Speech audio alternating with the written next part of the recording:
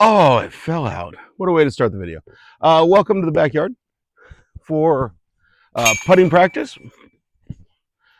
And yeah, we're back again. Yesterday was the 4th of July. Oh. Good time was had. Let the girls stay up way too late. We actually finally bailed on watching fireworks because both of them said they wanted to go to bed because they were tired. You know, around here, it doesn't get fully dark until like this time of year, until like 9:25, 9:30, something like that. And so fireworks weren't even really fully, well, no, probably even later. It was fully dark, probably about 10 o'clock, because fireworks really didn't start in earnest until about 10. And by 10:45, both of them wanted to get going. So, gosh. So to save a little bit of money this year, we did not buy any of our own fireworks. We went out to a state park. My in-laws were camping out there for the week. Actually, yeah, I think they're there a whole week. And so we just parked with their campsite. And oh, that was terrible. And walked over to the point nearby. It's out on the Hood Canal. And so we were on a little bit of a point where we could look up and down the canal both directions and just see there was no fireworks quote unquote show, but the number of people that get out to the waterfront and put on their own little private show is amazing, and we could see them all. What was crazy is from where we were at over on the Hood Canal, we could actually, that was terrible. We could actually see some of the fireworks going off all the way from Port Orchard and Bremerton area, because like straight down the canal we could see the town of Belfair, and we could see fireworks going off there. But they didn't have any official show. But it's up over a rise and down again is where Port Orchard and Bremerton are, and they do an official show with some professional stuff. And we were just seeing the tops of fireworks over that hill. It was crazy. I mean, that's 15, 20 miles away. It's quite a lot. So it was really cool being able to see all the private shows and seeing some of the professional stuff going off in the distance. It was pretty cool. I hope all of you had a great 4th of July as well. I hope you're putting better than me because I'm doing terrible. Whew, yeah, this is ugly. Oh man, that was awful. Let's try getting back to the basics. Okay, pick a chain. Point at the basket. Graze the right side. I'm pulling right today. Most of my misses have been to the right. Too low. Dead center though. Missed right. Band. Finally got one in. I don't know what's wrong with me today. I didn't even drink last night or anything. I didn't do anything last night. I don't know what's wrong with me. There we go. That looked good.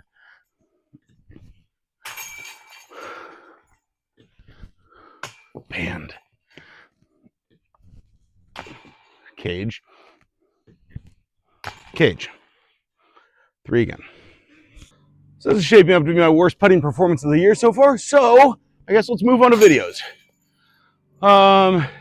Let's see, what was the first video of the week? First video of the week was my video with Ryan and Rachel out at SeaTac. And we played the front 9 out of 27 holes.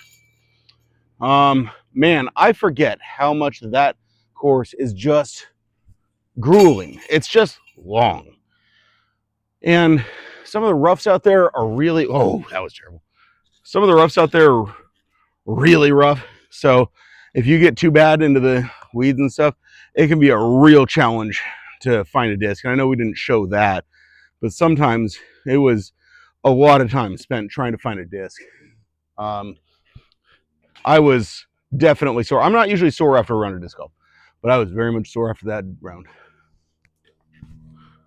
Come on. Of course. There we go. All right, enough about the front nine. For the course itself. Well, that's not enough. Because I will say, the layout there on that front nine is kind of weird. It's almost like when they made the front nine, they didn't know what the end goal was. Or honestly, what I think it might be is I think they may have been given a very small section of that park originally, and they put in the first 9 holes. Because the front 9, and even a little bit into the back 9, or the middle 9, I guess, feel very jammed in there. There's a little bit of crisscross of holes, and they don't really cross each other. But like, you get to a basket and then you look around and you realize that there's another basket real close, or there's 2 or 3 tee pads very close by, because everything's like kind of jammed together. It doesn't feel linear. It feels like it's very just forced for that front 9, which makes it a little confusing to get around there if you're not super familiar. There were definitely a couple times on that front 9 where we got a little lost. That being said, it's a really nice course. A lot of fun. Again, a little grueling, but a lot of fun. And I think it's pretty clear by now that I really love getting out and playing around with Ryan and Rachel. Ooh, thought it was going to float down enough. So next up, oh, that was ugly, was NAD Park. I didn't do a Van Z this week, I don't think. NAD Park. Doing the one disc challenge with an M3, factory second factory second M3. I'm pretty sure it's an M3. There is ballpoint pen on the inside of the rim. One of the things on there is M3. So that's what I think it is. There's no stamp anywhere. There's no embossing anywhere on the disc that tells me what it is. It's definitely a mid. Whoo, that barely made it in. And M3 makes sense. Flew really straight. I actually liked it. Flew really straight with a decent finish on it. I never once got it to turn over. Man, that bounced out. Never once got it to turn over on its own. I could throw it with a Lanheiser and it would come out of it. Not instantly, but it'd come out. I feel like it's right about the same as my Buzz GT. Throwing wise, I feel like I need to compare those discs a little bit more. Maybe I do go out to Van Z and do a comparison video of the Buzz GT versus, oh, that was ugly, Buzz GT versus the M3, and decide which I like better. I might even like the M3 better if it wasn't for the couple minor little flaws that I mentioned at the end of that video, which was the roughness along the inside of the rim. In certain spots, it's a little bit rough, and it makes me feel like the disc is dirty, so I'm always like trying to rub it off. Or I just need to find a different spot to put my finger. It's not end of the world. The other thing is that the bottom rim on it here actually feels sharp. I don't know if I take some super fine grit sandpaper to it and smooth it out, or if I just don't use it. I don't know.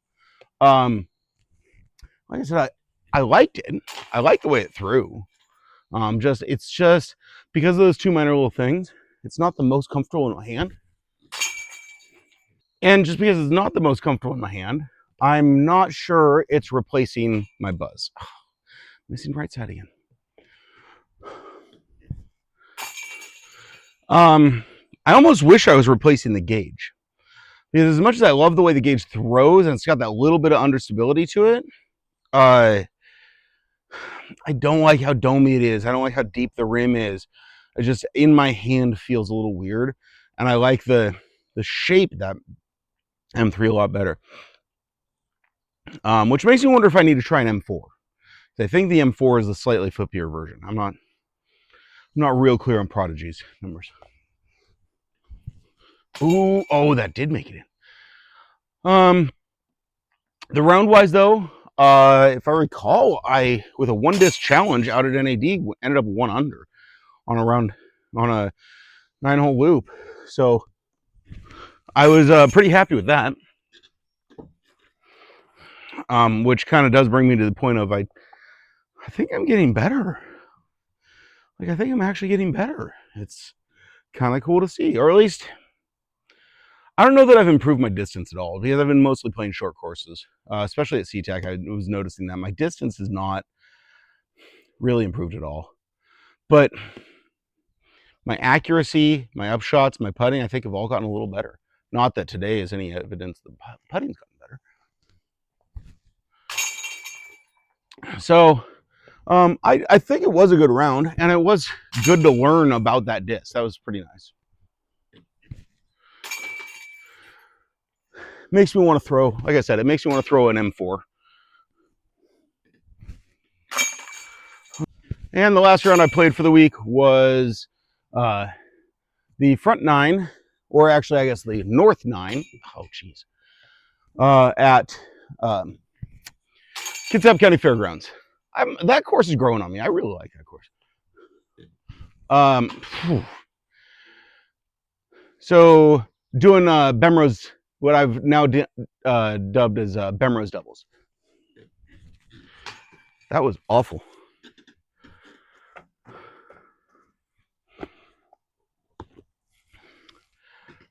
I don't think I really learned too much out of that round. I'm trying to think. Holes 1, forehand. I already threw it as a forehand. 2, I think I actually had a better shot with the forehand, but I really do think it's a backhand hole still. 3, I did a better throw with my forehand, or with my backhand, but I still feel like it's a forehand hole. 4, same. Gosh, what is going on? Yeah, I can't think of a single hole that I really feel like I changed my mind on how I should throw. But it was a fun round nonetheless. I had a good time out there. Man, it is so muggy at that course. I don't know if I just have bad luck on when I go, or if it's just really the geography there. What? But every time I go there, it's just so muggy. And then of course, the mugginess really broke when it started raining, and then I couldn't figure out if I was sweating a lot or just wet from the rain. Man, by the time I got to the parking lot, it was really coming down out there. Yeah, I had a good time out there. And I got the next one coming out this coming Friday, showing the south 9 holes. So we'll see that next week. All right, to finish out with what we got coming up this week, I've already got. Oh, really? I've already got Monday scheduled is the middle 9 holes at SeaTac with Ryan and Rachel. So you get to see that. Friday is going to be the south side of Kitsap County Fairgrounds. And Wednesday I have not recorded yet.